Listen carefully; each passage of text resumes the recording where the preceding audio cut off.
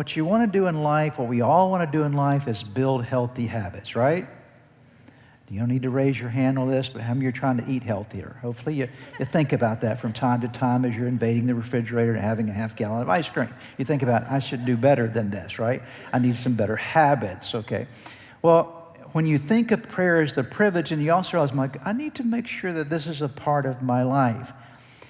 And the problem with many people is the fact that they only pray when there's a problem.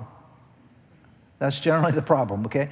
That something comes up and, oh my goodness, what am I going to do? I guess I need to pray, okay? Daniel, when you study his life, didn't pray only in times of difficulty or times of trouble. He lived a life of prayer. He was a praying man. Let's go back to verse number 10 of chapter 6 and notice what happens here. Now, when Daniel learned that the decree had been published, he went home to his upstairs room where the windows opened toward Jerusalem. Remember, the decree was everybody's got to pray to the king, okay? Where the windows open toward Jerusalem. 3 times a day, he got down on his knees and prayed, giving thanks to his God. Notice this. What does it say? Just as he had done before. It wasn't like all of a sudden, well, I better start praying now. I got some lions about to get me. Okay. I better start praying now because I'm going to get thrown to the lion's den. I haven't talked to God in a while. Might be a good idea to have a conversation with him. No, that was not it at all. In fact, the crisis of the lion's den didn't force Daniel to pray. He already was a praying man. He was already praying. Prayer was the habit in Daniel's life.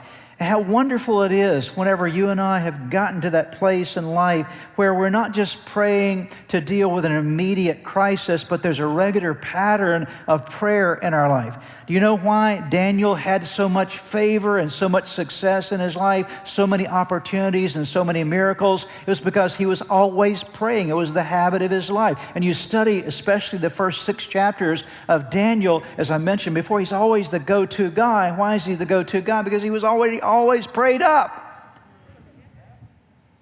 He was always ready. He was always prayed up. There was never a time that Daniel was having like a little deficit in his prayer life. He was ready to go. Whether it was good times or not so good times, he was ready to respond because he was always prayed up. He was a praying man. This was his wind power. His wind power.